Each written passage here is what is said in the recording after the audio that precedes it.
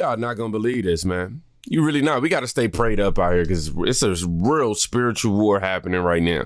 It says here from Benny Johnson's tweet, Catholic Super Bowl champ Harrison Butker's advice to young men during graduation has sent libs into utter meltdown. Not only that, we're also going to discuss how the NFL is now distancing themselves from Harrison after he delivered this speech. It is only in the past few years that I have grown encouraged to speak more boldly and directly because, as I mentioned earlier, I have leaned into my vocation as a husband and father and as a man. To the gentleman here today, part of what plagues our society is this lie that has been told to you that men are not necessary in the home or in our communities. As men, we set the tone of the culture, and when that is absent, disorder, dysfunction, and chaos set in. This absence of men in the home is what plays a large role in the violence we see all around the nation. Other countries do not have nearly the same absentee father rates as we find here in the US, and a correlation could be made in their drastically lower violence rates as well.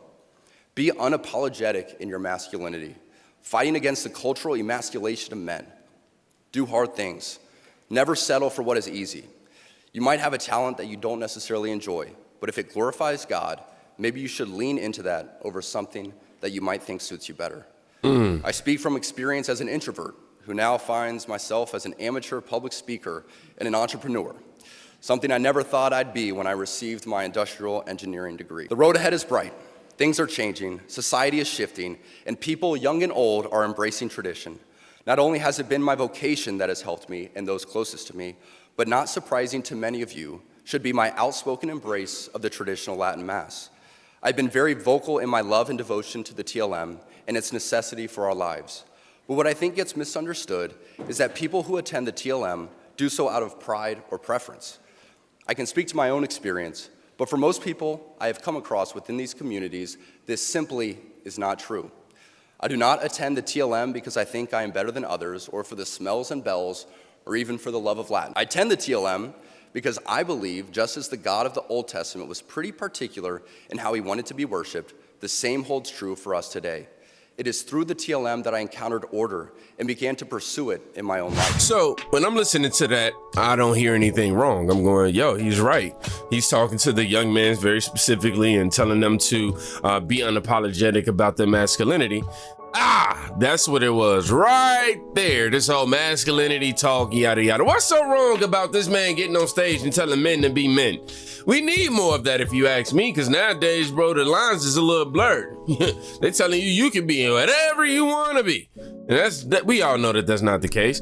And if you are somebody who are religious, you know that even believing that goes against your doctrine. But he's telling them the same things that I would tell my sons, my boys.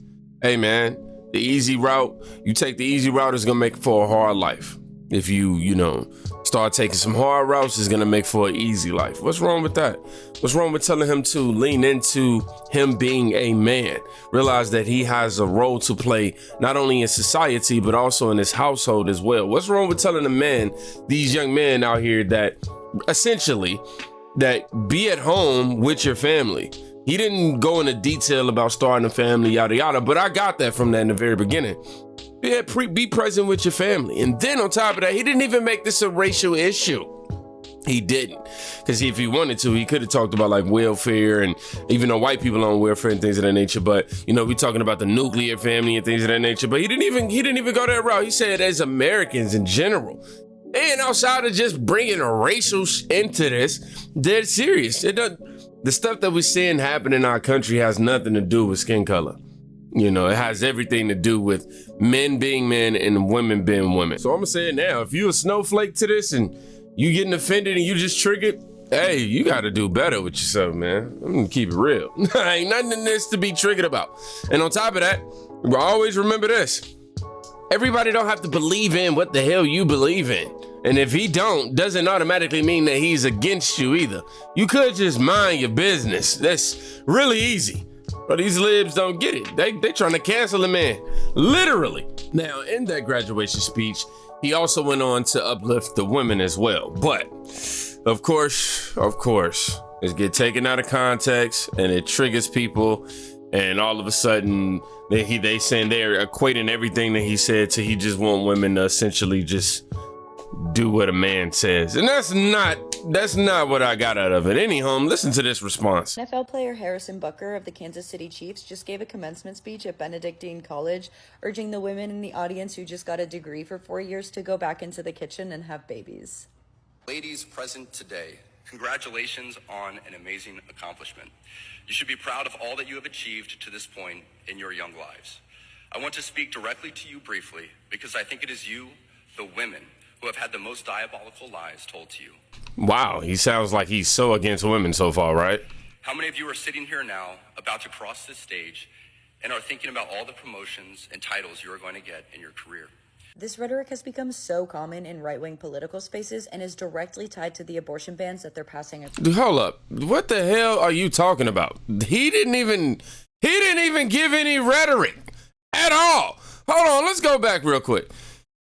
All the man said was, I know you're thinking about your career positions and titles. What the hell are you talking about? Your career. This rhetoric has become so common in right-wing political spaces and is directly tied to the abortion bans that they're passing across the country. Our Speaker of the House, Republican Mike Johnson, recently lamented that abortion is denying our country of able-bodied workers. So that's exactly where this rhetoric comes from. Some of you may go on to lead successful careers in the world, but I would venture to guess that the majority of you are most excited about your marriage and the children you will bring into this world. I can tell you that my beautiful wife, Isabel, would be the first to say that her life truly started when she began living her vocation as a wife and as a mother. I'm on this stage today and able to be the man I am because I have a wife who leans into her vocation. Blink twice if you need help, Isabel. We seriously live in a society today where you can tell a young man, hey man, as you grow up, continue to be a man. And that's triggering. You live in a society today where you can tell a young woman, hey, you're gonna enjoy becoming a woman as you grow older. And that becomes a controversy. Seriously, bro, generally speaking, women are the ones who create babies, right? That's not even generally speaking. I'm just, for the sake of the satire in response to this girl. Like, aren't women the only ones who can have babies? Aren't women the only ones who can be wives? He's not saying that that's the only thing that they're gonna do. He's just saying that that's gonna be something that they look forward to. Just like, okay, bro. Then she tried to say this is some right-wing talking point. I'm sorry, shorty, you can grow your hair. For real, put some high heels on something. I'm saying that because what's wrong with a woman having a career, also being a wife, and also being a mother?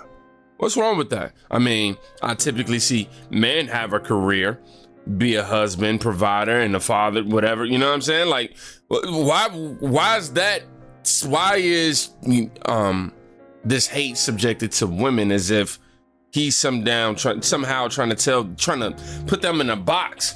But no, he's acknowledging the literal attributes, the general attributes, the difference in attributes from man to woman, and telling us to, be unapologetic about it. I don't see nothing wrong with that, man. Y'all tripping. Okay, we can all agree that it's one thing to, hear the point and not agree with it, but it's a whole nother thing to just completely miss the point. All right. Well, since I have about 200 of y'all congratulating me and asking me what the fuck I was thinking during this speech, I thought I'd respond.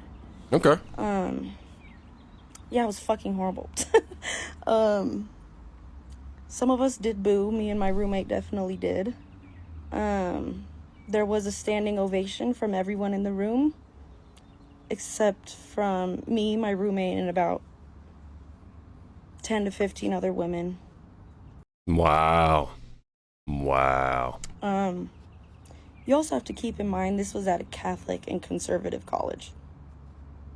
So a lot of the men were like, fuck yeah. They were excited. But it was horrible. Most of the women were looking back and forth at each other like, what the I go from 10 to 15 to most of the women. Which one is it? fuck is going on? Like, did he just come here to speak about politics and his views on women?